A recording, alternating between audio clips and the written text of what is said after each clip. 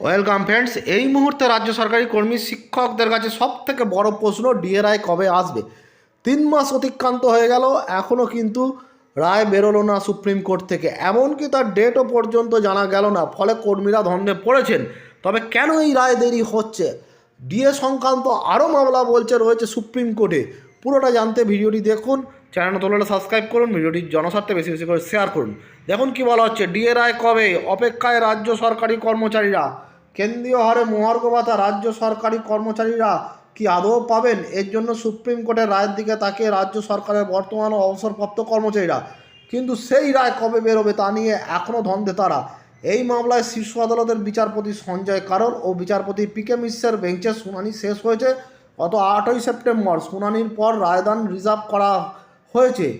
ওই দিন আদালতের নির্দেশ দিয়েছিল দ্রুত সব পক্ষকে তাদের কাউন্টার হলফনামা জমা দিতে হবে। দেশের সর্বোচ্চ আদালতের নির্দেশ মেনে এই হলফনামা ও অন্যান্য নথি জমা দেওয়ার কাজও সেরে ফেলেছে সব পক্ষ। এরপরে কেটে গিয়েছে প্রায় 3 মাস, এখনও ডিএ মামলার রায় দান করা হয়নি।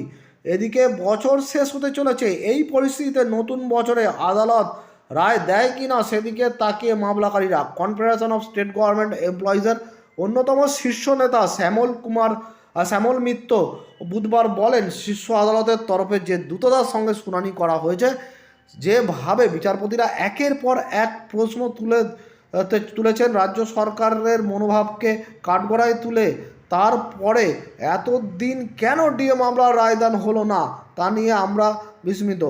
আসলে আমরা সবাই আদালতের নির্দেশের জন্য অপেক্ষা করছি। জানুয়ারিতে এই মামলার রায় বের হয় কি না তার দিকে তাকিয়ে আছেন মামলাকারীরা।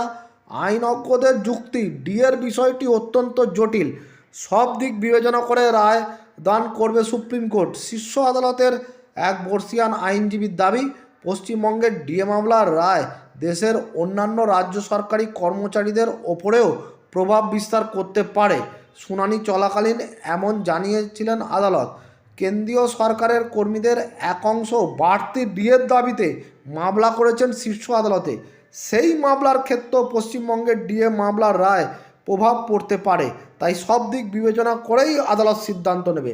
তাহলে দেখবেন যারা বর্ষিয়ান আইনজীবী তারা বলছে এই রায়দান অত্যন্ত জটিল, কারণ পশ্চিমবঙ্গের ডিএ মামলার রায় প্রভাব বিস্তার করতে পারে অন্যান্য রাজ্যের কর্মচারীদের ডিএর ক্ষেত্রেও।